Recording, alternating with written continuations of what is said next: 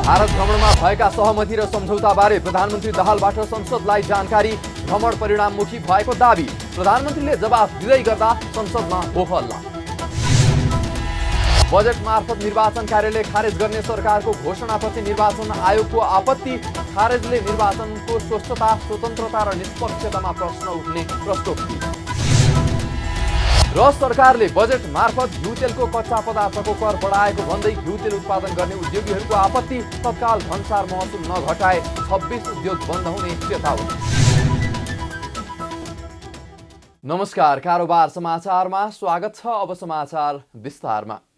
प्रधानमन्त्री पुष्पकमल दाहाल प्रचण्डको भारत भ्रमणको अघिल्लो दिन राष्ट्रपतिले प्रमाणीकरण गरेको नागरिकता विधेयकका विषयमा प्रश्न उठेपछि केही बेर संसद बैठक नै प्रभावित बनेको छ।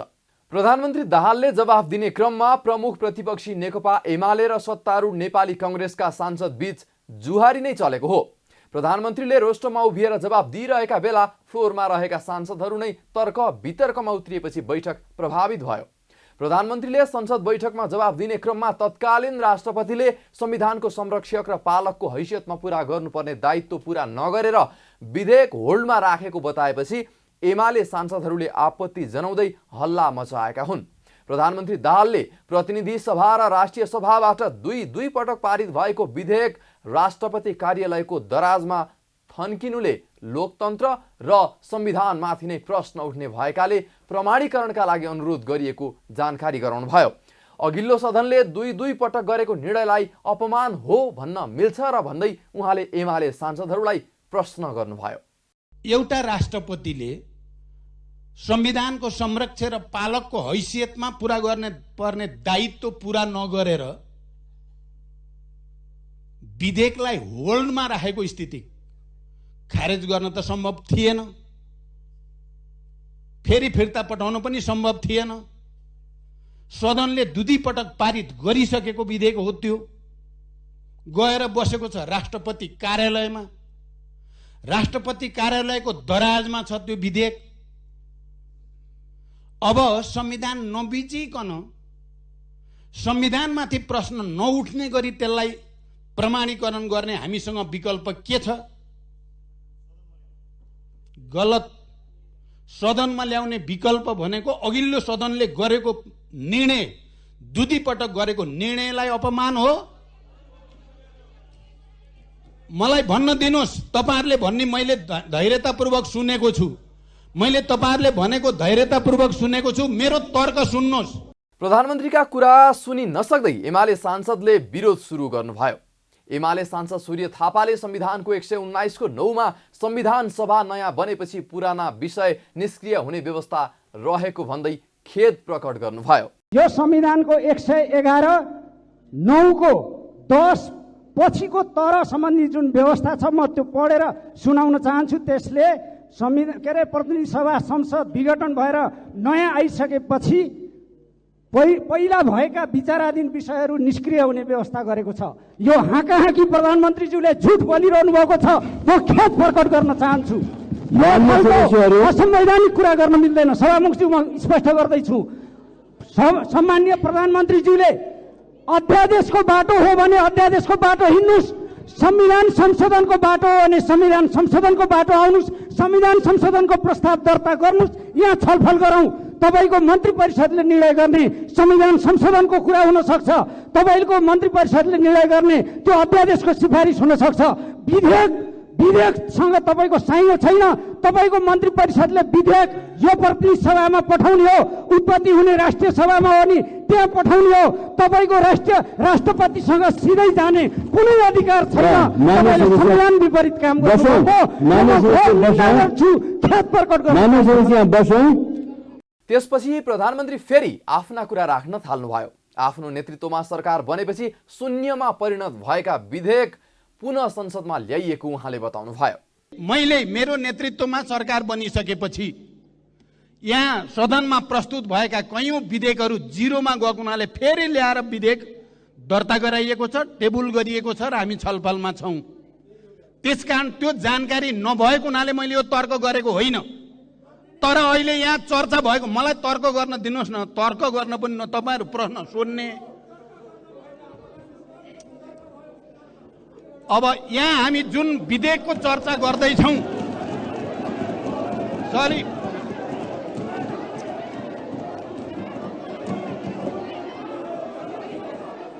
होइन मान्य सदस्यहरू,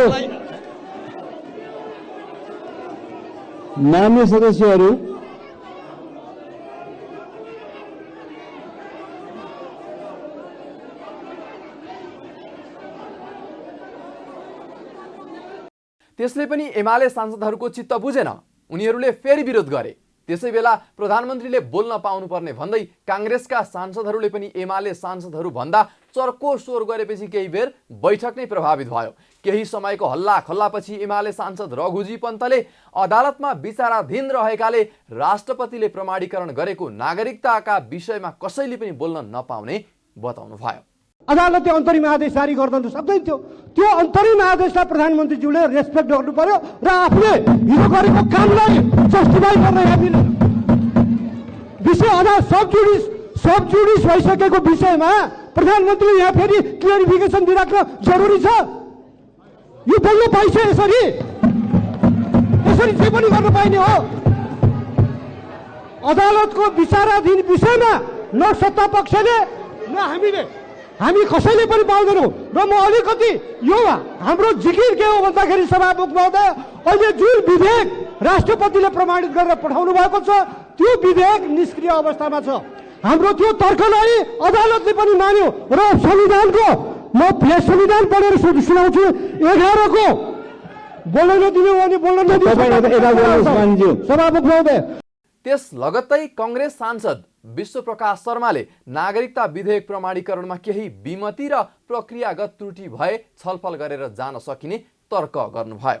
माफ गर्नु होला प्रतिपक्षी दलको नेता प्लस आदरणीय साथीहरू, यो विधेयकका सन्दर्भमा हाम्रा विमति हुन सक्छन्। प्रक्रियाको सन्दर्भमा अझै पनि प्रश्न उठाउन पाइन्छ।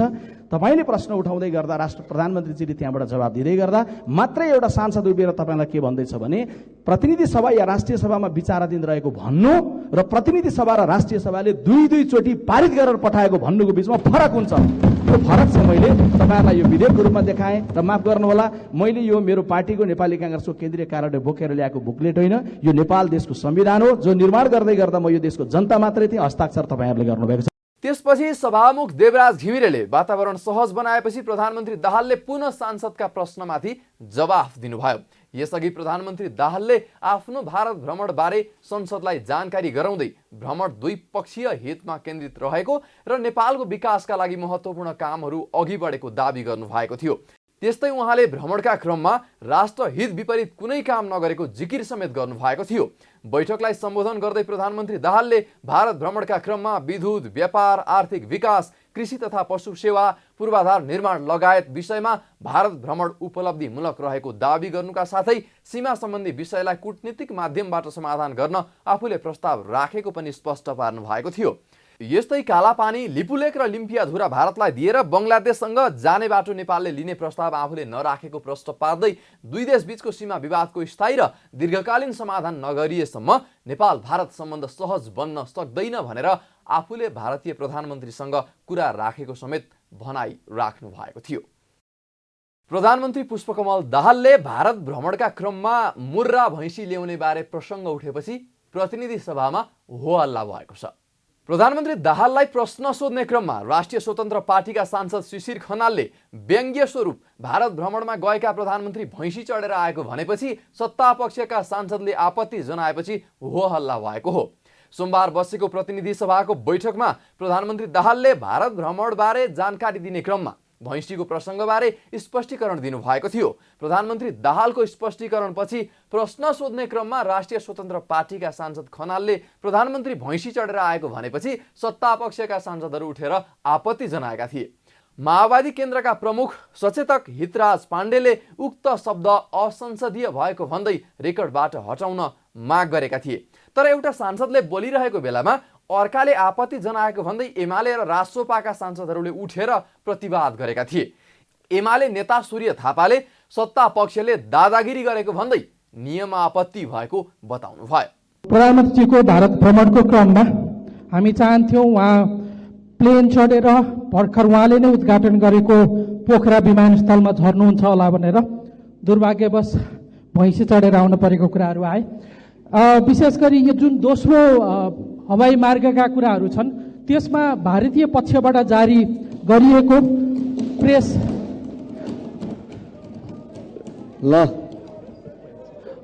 हितराज पाण्डे के हो भन्नुहोस्, हितराज पाण्डे के हो भन्नुहोस्।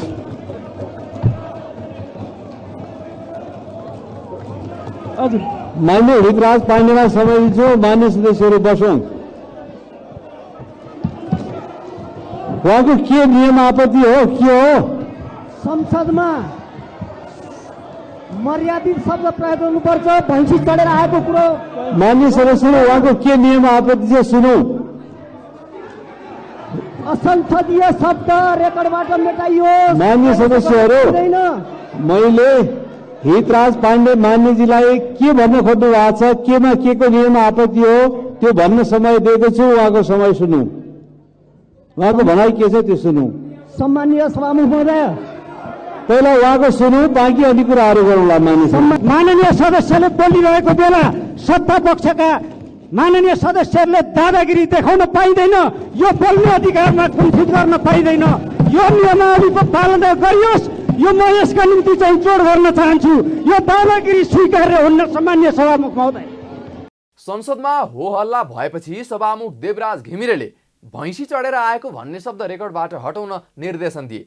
तर यो हटाउन भनेपछि एमाले रघुजी पन्तले पुनः आपत्ति जनाउँदै प्रधानमन्त्रीले भैँसीको कुरा उठाएकाले प्रधानमन्त्रीले बोलेको विषय पनि रेकर्डबाट हटाउन माग गर्नुभयो। अर्को पक्षले भैँसी चढेर भन्ने शब्द हटाइन्छ। सत्ता पक्षको प्रमुख सचेतकको विरोधमा भने प्रधानमन्त्री स्वयंले प्रयोग गर्नुभएको त्यो शब्द पनि हटाइयो। रासोपाका संसदीय दलका नेता रवि लामिछानेले प्रधानमन्त्री स्वयंले भनेको कुरालाई लिएर आफ्ना सांसदले भनेको कुरा हटाउनु आपत्तिजनक भएको बताउनु भयो। प्रधानमन्त्रीले रोस्ट्रममा उभिएर भनिएको शब्दलाई स्वयं प्रधानमन्त्रीले भन्दा केही नहुने दृष्टान्त स्वरूप हाम्रा माननीयले भन्दा त्यो संसदको रेकर्डबाट हटाउने भए ठिक छ, हटाउँ। यो हटाउने हो भने स्वयं प्रधानमन्त्री आफैले भनिसकेपछि भनिएको हुनाले प्रधानमन्त्रीले भनेको त्यो शब्द पनि हटाऊ, हामीलाई केही आपत्ति छैन। तर दृष्टान्त स्वरूप भनेको कुरा सत्ता पक्षले यदि व्यङ्ग्य नै हो भने पनि त्यति पनि व्यङ्ग्य सहन सक्दैन र पेलेर सत्ता पक्ष जान खोज्छ भने यो सदन थाहा होस्, यो सत्ता पक्षको सदन होइन, यो प्रतिपक्षको सदन हो। त्यसकारणले प्रतिपक्षको उपस्थितिलाई सत्ता पक्षले दादागिरी देखाउन नखोजोस्, हटाउने भए प्रधानमन्त्रीले बोले पनि हटाइयोस्। त्यसपछि हो हल्लाका बीच सभामुख घिमिरेले देशको प्रधानमन्त्री भारतबाट आउँदा भैँसी चढेर आएको भन्ने शब्द संसदको रेकर्डमा रहनु उचित नहुने भन्दै त्यसलाई मेटाउन उचित हुने भनेपछि प्रतिपक्षी सांसदहरू चित्त बुझाएर बसेका थिए। नेकपा एमालेका अध्यक्ष एवं संसदीय दलका नेता केपी शर्मा ओलीले प्रधानमन्त्रीको भारत भ्रमणले देश तरङ्गित हुनु परेको बताउनु भएको छ। सोमबार प्रतिनिधि सभाको बैठकमा प्रधानमन्त्रीको जवाफपछि संसदको रोस्टममा आएर बोल्दै एमाले अध्यक्ष ओलीले प्रधानमन्त्रीको भारत भ्रमणले देश उत्साहित हुनुपर्ने ठाउँमा तरङ्गित हुनुपर्ने बनाएको बताउनु भएको हो। उहाँले भ्रमणको क्रममा प्रधानमन्त्रीले बङ्गलादेश जाने बाटोसँग लिपुलेक लिम्पियाधुरा सट्टापट्टा गर्ने कुरा आउनु गम्भीर विषय भएको भन्दै यसमा कुनै प्रकारको सट्टापट्टाको कुरा हुन नसक्ने स्पष्ट पार्नुभयो। ओलीले पारवन सम्बन्धी उक्त कुरा पहिले नै टुङ्गिएर BBIN बङ्गलादेश, भुटान, इन्डिया र नेपाल 4 देशको एउटा संगठन जस्तो बनेको स्मरण गराउँदै त्यसमा ढुवानी र आवागमनका लागि सहमति बनेको पनि बताए।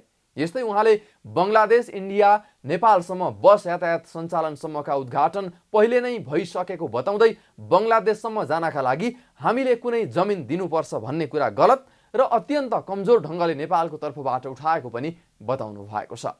बांग्लादेश जानका लागि हामीले कुनै जमिन दिनुपर्छ भन्ने कुरा बिल्कुल अन्तर्राष्ट्रिय प्रचलनमा नभएको, आफ्नो राष्ट्रिय अधिकार भन्दा परेको, समुद्रसम्मको मात्रै होइन। हामी अफगानिस्तान जाने बाटो पाउँछौँ कि पाउँदैनौँ? पाकिस्तान जानु समुद्रबाट जानु पर्दैन, बाटो पाउने कि नपाउने भन्ने प्रश्नहरू हुन्छन्।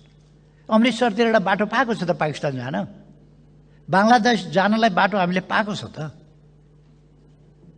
त्यसकारण यो बांग्लादेशसम्म जाने बाटो पाउनका लागि भन्ने जुन उच्चारण भने आवागमनका लागि यो नितान्त गलत र यो नभएको विषय अत्यन्त कमजोर ढङ्गले नेपालको तर्फबाट उठ्यो। नेकपा एमालेका अध्यक्ष ओलीले भारतले सांस्कृतिक भन्दै आफ्नो नवनिर्मित संसद भवनमा राखेको मुराल नक्सा त्रुटिपूर्ण भएको भन्दै आपत्ति समेत जनाउनु भएको छ। यस्तै प्रधानमन्त्रीको भारत भ्रमणको उपलब्धि भनेको 15वटा राँगा ल्याउनु मात्र भएको टिप्पणी गर्दै प्रधानमन्त्रीले भारतबाट के ल्याएको जस्तो प्रचार गरे पनि नेपाललाई फाइदा हुने केही नभएको समेत बताउनु भएको छ। जिल्ला निर्वाचन कार्यालय खारेजको विषयमा निर्वाचन आयोगले उपप्रधान तथा गृहमन्त्री नारायण काजी श्रेष्ठको ध्यानाकर्षण गराएको छ। सोमबार उपप्रधान तथा गृहमन्त्री श्रेष्ठलाई कान्तिपथ स्थित आयोगको कार्यालयमा बोलाएर सरकारले बजेट वक्तव्य मार्फत जिल्ला निर्वाचन कार्यालय खारेजको विषयमा ध्यानाकर्षण गराएको हो।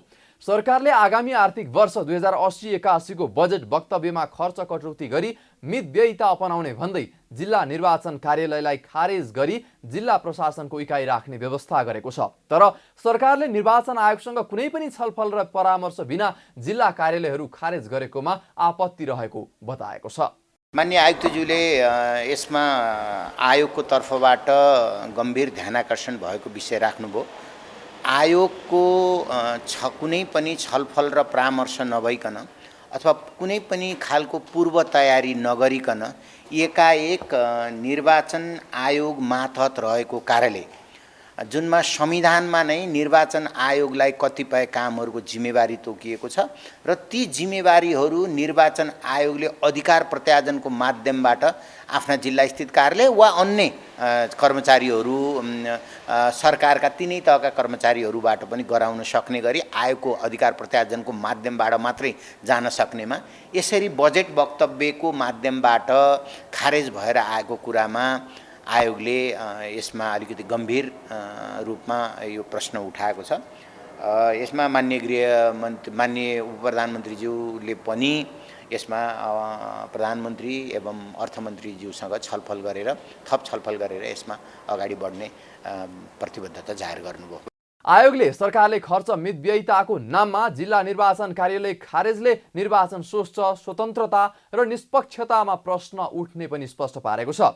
आयोगका अनुसार 77 जिल्ला निर्वाचन कार्यालयमा जम्मा 30 करोड हाराहारी खर्च हुने र जिल्ला निर्वाचन खारेज गर्दैमा सरकारको ठूलो खर्च कटौती नहुने पनि बताएको छ। यस्तै खर्च कटौतीका नाममा निर्वाचनमा प्रश्न चिन्ह उठ्ने अवस्था हुने भन्दै लोकतन्त्रलाई समेत समाप्त पार्ने सम्भावना रहेको समेत गुनासो गरेको छ। आन्तरिक राजस्व विभागका महानिर्देशक दीर्घराज मैनालीले सरकारले आर्थिक विधेयकमा गरेका विशेष व्यवस्था स्वैच्छिक भएको स्पष्ट पार्नु भएको छ। सोमबार आर्थिक मिडिया सञ्चालक सङ्घ नेपाल इमान र विभागले संयुक्त रूपमा आयोजना गरेको परिवर्तित कर नीति भ्रम र यथार्थ विषय अन्तर्क्रिया कार्यक्रममा बोल्दै महानिर्देशक मैनालीले आर्थिक विधेयकमा ल्याएका व्यवस्थामा गरेका छुट सुविधाहरू लिन करदातालाई भनेको तर बाध्यकारी नभएको स्पष्ट पार्नुभयो। उहाँले सरकारले अहिले आएको आर्थिक विधेयकमा आर्थिक ऐनका व्यवस्थाहरूमा केही पनि परिवर्तन नभएको बताउनुभयो। उहाँले सरकारले आयकर ऐनमा कुनै पनि संशोधन नगरेको पनि स्पष्ट पार्नु भएको छ। उहाँले सरकारले 50 लाख भन्दा बढी आम्दानी भएकालाई 30% आयकर व्यवस्था गरेको उल्लेख गर्दै राजस्व सङ्कलनमा सहजता भएसँगै घटाउने प्रतिबद्धता जनाउनुभयो। उहाँले 50 लाख भन्दा बढी आम्दानी गर्ने करदाता 1050 करदाता रहेको बताउनुभयो। अहिले भएको आयकर ऐनका व्यवस्थाहरू नियममा भएका व्यवस्थाहरू केही पनि परिवर्तन गरिया छैन। कमा फुलस्टप पनि परिवर्तन गरिया छैन। अहिले जे छ भोलि पनि त्यही छ। त्यो संशोधन नगरेसम्म त्यही नै कायम रहन्छ भने चाहिँ आयकर ऐनमा कुनै संशोधन गरिया छैन। छुट सुविधा भनेको चाहिँ सम्बन्धित करदाताले दिएको चाहिँ सुविधा त्यसले पनि एउटा चाहिँ समस्या चाहिँ समाधान गर्छ भन्ने चाहिँ हामीलाई लाग्छ। त्यो एउटा सुधार गरिया छ भने अर्को चाहिँ अलिकति अब उच्च आय भएकोलाई अलिकति अब अहिले चाहिँ रिभेन्यूको चाप पनि परेको बेला सधैँ रहने होइन। हाम्रो स्ट्यान्डर्ड ट्याक्स रेट चाहिँ 30% नै हो। हामीले पहिला सरचार्ज चाहिँ 20 लाखदेखि माथिको इन्कम भएकोलाई सरचार्ज चाहिँ अर्को 20% लगाएका थियौँ। जसले गर्दा ठ्याक्कै बुझिने भाषामा भन्दा 20 लाखभन्दा बढीमा 36% कर लाग्थ्यो यो चाहिँ पारिश्रमिक र प्रोप्राइटरसिप फर्महरूलाई। अहिले अलिकति हामीले के गरियो भने 50 लाखभन्दा बढी इन्कममा चाहिँ सरचार्ज अलिकति थप्यो। 20% को ठाउँमा 30% सरचार्ज गरियो। यो चाहिँ टेम्पोरेरी हो। अलिकति हामी रिभेन्यूमा अलिक कम्फर्टेबल भएपछि त्यो चिजलाई चाहिँ घटाउनुपर्छ भन्ने नै हो। अहिले चाहिँ अलिकति त्यसलाई चाहिँ गरिया मात्रै हो। त्यसले गर्दा अलिकति यो चाहिँ 39% गऱ्यो भनेर अलिकति बढी छ। त्यो चाहिँ 50 लाखभन्दा बढी इन्कम गर्नेलाई भनेपछि अब त्यो 3% 50 लाखभन्दा बढीकोमा एडिसनल ट्याक्स तिर्दाखेरि त्यो करदाताको त्यो फाइनेन्सियल उसमा पोजिसनमा उसले गर्ने खर्चमा खासै सब्स्टेन्सियल फरक पर्दैन भनेर हामीले चाहिँ एनालाइसिस गरेर हो। अब त्यो चाहिँ अब त्यस्तो करदाता चाहिँ अहिले हाम्रो उसमा हेर्दाखेरि करिब 1050 जति करदाता छन्। महानिर्देशक मैनालीले मूल्य अभिवृद्धि कर भ्याट लागू हुँदा पनि हवाई टिकटको मूल्य 5 देखि 6% मात्रै बढ्ने पनि बताउनुभयो। उहाँले नेपाल सरकारले मूल्य अभिवृद्धि कर भ्याट लाग्ने वस्तुको सूचीमा हवाई टिकटलाई समेत समावेश गरेको भन्दै 13%ले महँगिने भन्ने प्रचार गलत भएको बताउनुभयो। उहाँले हवाई टिकटको भाडामा मात्र भ्याट लाग्ने, इन्धन र विमानस्थल शुल्कमा अहिले पनि भ्याट जोडिने भएकाले अब भाडामा मात्रै लाग्ने पनि प्रश्न पार्नु भएको छ। यस्तै इन्धन चार्ज, विमानस्थल शुल्क, बीमा शुल्क र वायु सेवा कम्पनीले लिने भाडा गरी अहिले यात्रुले हवाई भाडाका रूपमा एकमुष्ट रकम तिरिरहेको जानकारी पनि गराउनुभयो। अर्को एउटा महत्त्वपूर्ण सेक्टर चाहिँ हवाई सेवामा VAT लगाउने।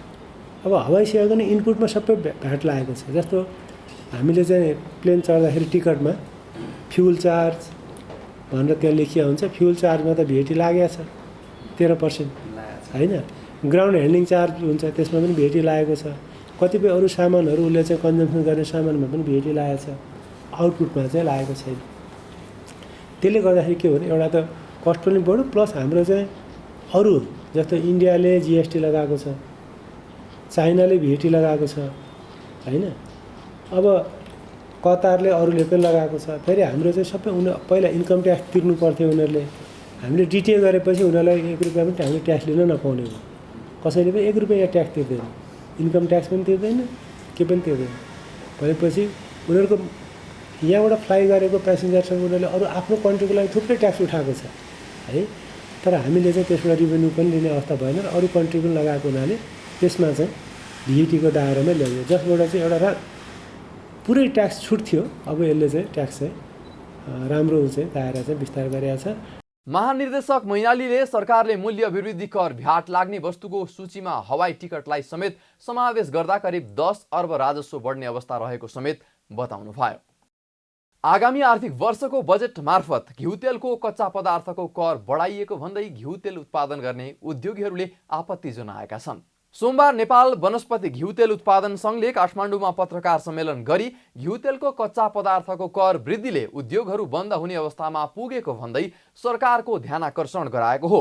सरकारले चालु आर्थिक वर्षको बजेट मार्फत कच्चा पदार्थको भन्सार महसुल 10% कायम गरेको छ भने तोरी, क्यानोला सिडको आयातमा पनि भन्सार महसुल बढाएर 5% पुर्याएको छ। यसअघि घिउतेलको कच्चा पदार्थको भन्सार महसुल 1% मात्रै रहेको थियो। सङ्घका अध्यक्ष विकास दुगडले भन्सार महसुल बढाउने सरकारको नीतिले 26 उद्योग बन्द हुने अवस्था सिर्जना भएको भन्दै दुखेसो गर्नुभयो। उहाँले भारतबाट चोरी तस्करी भएर खानेतेल भित्रिएको अवस्थामा 1% रहेको भन्सार महसुललाई बजेटले 10% बनाएकाले नेपाली उद्योगले महँगो भन्सार तिरेर तस्करीको तेलसँग प्रतिस्पर्धा गर्न नसक्ने स्पष्ट पार्नुभयो। भारत सरकारले कच्चा तेलको भन्सार महसुल घटाएको अवस्थामा नेपाल सरकारले कच्चा तेलको भन्सार बढाउनु उपयुक्त नभएको बताउनुभयो। भन्सार महसुल 10% र 13% मूल्य अभिवृद्धि कर भ्याट तिरेर नेपाली उद्योगले व्यापार गर्न नसक्ने भन्दै मोरले तत्काल भन्सार महसुल घटाउन माग समेत गर्नुभयो। हाल भारतमा घिउतेलको कच्चा पदार्थ अर्थात् क्रुड ऑयलमा भन्सार महसुल 0% र GST 5% मात्र रहेको, तर नेपालको प्रस्तुत 2080-81 को बजेटले उद्योगहरूको लागि कच्चा पदार्थमा 10% र भन्सार महसुल र मुहक्कर 13% लागेको हुँदा र भारतको कर मात्र लगभग 20% को फरक हुन जानेछ, जसले गर्दा नेपाल र भारत जस्ता खुला सिमानामा भएको देशमा चोरी पैठारी बढ्न गई अनाधिकृत व्यापार बढी एकातिर घिउ तेल उद्योगहरूको सङ्कट पर्ने र अर्कोतिर सरकारको पनि राजस्व प्राप्त नहुने अवस्था आउने देखिन्छ। साथै तोरी र कनुला सिडको आयातमा पनि भन्सार महसुल 1 लाई बढाएर 5 गरिएको छ। हालकै अवस्थामा पनि भारतसँगको सीमावर्ती क्षेत्रमा चोरी पैठारीका सामानहरू बिक्री वितरण भइरहेको देखिन्छ भने अझै थप भन्सार महसुल फरक हुँदा यसले ठूलो रूपमा असर पर्ने देखिन्छ। तसर्थ प्रस्तुत बजेटबाट बढाइएको कच्चा पदार्थको भन्सार दरलाई तत्काल सच्याई साबिक बमोजिम केही 1% मात्र कायम गर्नको लागि सम्बन्धित सरोकारवालाहरू निकायहरूमा यस सङ्घले जोडदार माग गर्दछ।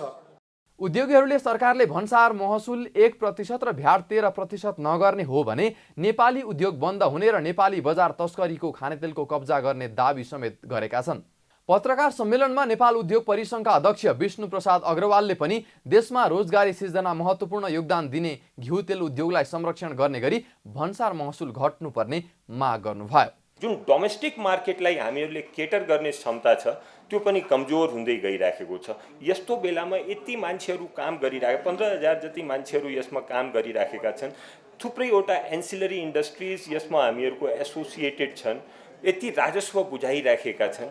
त्यो दृष्टिकोणले पनि हामीले यो इन्डस्ट्रीलाई मद्दत गर्नुपर्ने एकदम आवश्यक मैले देखेको छु। त्यो कारणले गर्दा सिएनआईको तर्फबाट पनि म सरकारमा आग्रह गर्न चाहन्छु, अहिलेको स्थितिलाई दृष्टिगत गरेर जुन उनीहरूले 10% को कस्टम ड्युटी यो इन्डस्ट्रीसँग सम्बन्धित कच्चा पदार्थमा राखेको छ त्यसलाई विगत जस्तै 1% मा गर्नको लागि म सरकारसँग अपिल पनि गर्न चाहन्छु सिएनआईको तर्फबाट। नेपालमा हाल 26 वटा घिउ उद्योग सञ्चालनमा छन् भने ती उद्योगमा करिब 1 खर्ब लगानी रहेको छ।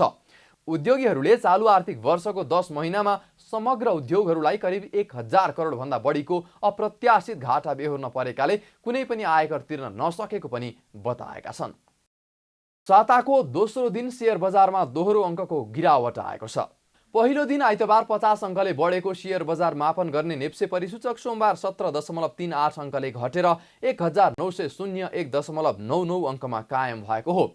यस दिन 277 कम्पनीको 56 लाख किता शेयर 36,568 पटक खरिद बिक्री हुँदा 1 अर्ब 97 करोड 34 लाख रुपैयाँ बराबरमा कारोबार भएको छ। आज सबै समूहको उपसूचक घटेको छ। सबैभन्दा धेरै जीवन बीमा समूह 124.14 र उत्पादन तथा प्रशोधन समूह 121.30 अङ्कले घटेको छ। बैंकिङ समूह 9.16, विकास बैंक 50.95, वित्त 17.39, होटल तथा पर्यटन 32.01, जलविद्युत 11.51 र लगानी समूह 0.54 अङ्कले घटेको छ। त्यसैगरी लघुवित्त समूह 18.64, म्युचुअल फन्ड 0.03, निर्जीवन बीमा समूह 57.06, व्यापार समूह 36.94 र अन्य समूह 50.63 अङ्कले घटेको छ। ग्लोबल आइएमई ब्यालेन्स फन्ड 1 को शेयर मूल्य आज सबैभन्दा धेरै 8.02% ले बढेको छ। सबैभन्दा धेरै गुमाउनेमा भने शिवम सिमेन्ट लिमिटेडको शेयर मूल्य 4.50% ले घटेको छ। कारोबार रकम र कारोबारमा भएका शेयर संख्याका आधारमा आज शिवम सिमेन्ट लिमिटेडको 19 करोड 89 लाख बराबरको 4,84,600 किता शेयर किनबेच भएको छ। आज 50औं विश्व वातावरण दिवस नेपालमा पनि विभिन्न कार्यक्रम गरी मनाइएको छ। वातावरण दिवसको अवसरमा ललितपुरमा विभिन्न विद्यालयका विद्यार्थीहरू सहित आम नागरिकले पनि वातावरण जोगाउन आवश्यक रहेको भन्दै र्याली गरेका छन्। नेपालमा यस वर्ष प्लास्टिक जन्य प्रदूषण निर्मूल पारौं, वातावरण मैत्री विकल्पको उपयोग गरौं भन्ने नाराका साथ वातावरण दिवस मनाइँदैछ। संयुक्त राष्ट्रसङ्घको महासभाले गरेको घोषणा तथा संयुक्त राष्ट्रसङ्घीय वातावरण कार्यक्रमको अग्रसरतामा सन् 1973 देखि प्रत्येक वर्ष जुन 5 का दिन विश्वभर विश्व वातावरण दिवस मनाइन्छ। नेपालले पनि प्रत्येक वर्ष यस दिनमा विश्व वातावरण दिवस मनाउने गरेको छ। हाल वातावरण संरक्षण र प्रवर्धन सम्बन्धी विविध कार्यक्रम गर्दै दिवस मनाइँदैछ। सो अवसरमा ललितपुरमा आयोजना गरिएको कार्यक्रममा वन तथा वातावरण मन्त्री डाक्टर वीरेन्द्र प्रसाद महतोले वातावरणलाई मैत्रीपूर्ण बनाउन आफैबाट सुधार गर्न जरुरी रहेको बताउनुभयो। उहाँले अहिले विश्वको चुनौती भनेको जलवायु परिवर्तन निर्मूल पार्नु रहेकाले नेपालबाट नै यसको थालनी गर्नुपर्नेमा जोड दिँदै हरेक नेपालीहरूले आफ्नो जन्मदिनमा एक बिरुवा रोप्दै जाने हो भने देश हराभरा हुने विश्वास समेत व्यक्त गर्नुभयो।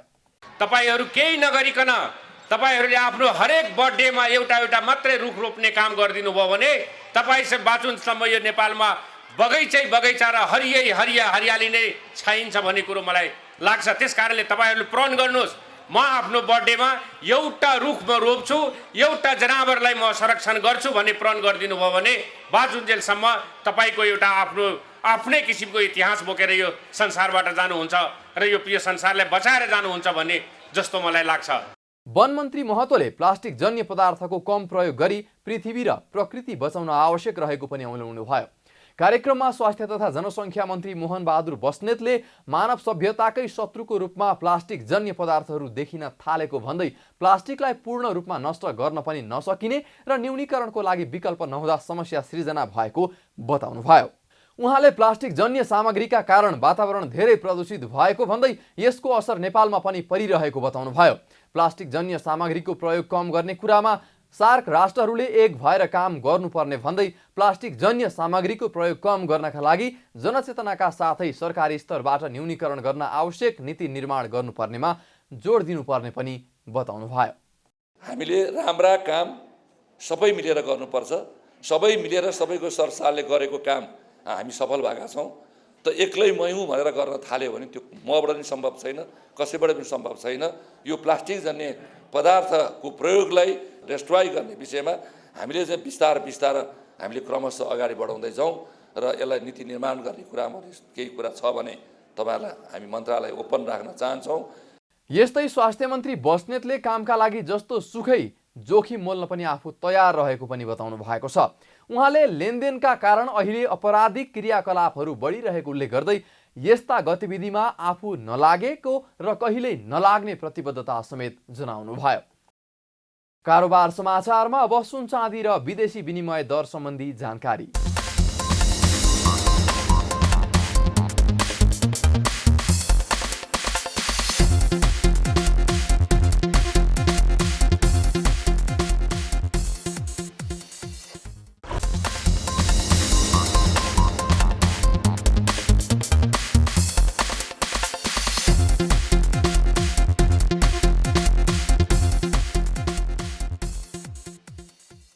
विदा हुनु अघि अहिलेसम्मका प्रमुख समाचार फेरि एकपटक। भारत भ्रमणमा भएका सहमति र सम्झौताबारे प्रधानमन्त्री दाहालबाट संसदलाई जानकारी। भ्रमण परिणाममुखी भएको दावी। प्रधानमन्त्रीले जवाफ दिँदै गर्दा संसदमा होहल्ला। बजेट मार्फत निर्वाचन कार्यालय खारेज गर्ने सरकारको घोषणाप्रति निर्वाचन आयोगको आपत्ति। खारेजले निर्वाचनको स्वस्थता, स्वतन्त्रता र निष्पक्षतामा प्रश्न उठ्ने प्रश्नोक्ति। र सरकारले बजेट मार्फत घिउ तेलको कच्चा पदार्थको कर बढाएको भन्दै घिउ तेल उत्पादन गर्ने उद्योगीहरूको आपत्ति। तत्काल भन्सार महसुल नघटाए 26 उद्योग बन्द हुने चेतावनी। कारोबार समाचार सकियो। हामीलाई बिदा दिनुहोस्। नमस्कार।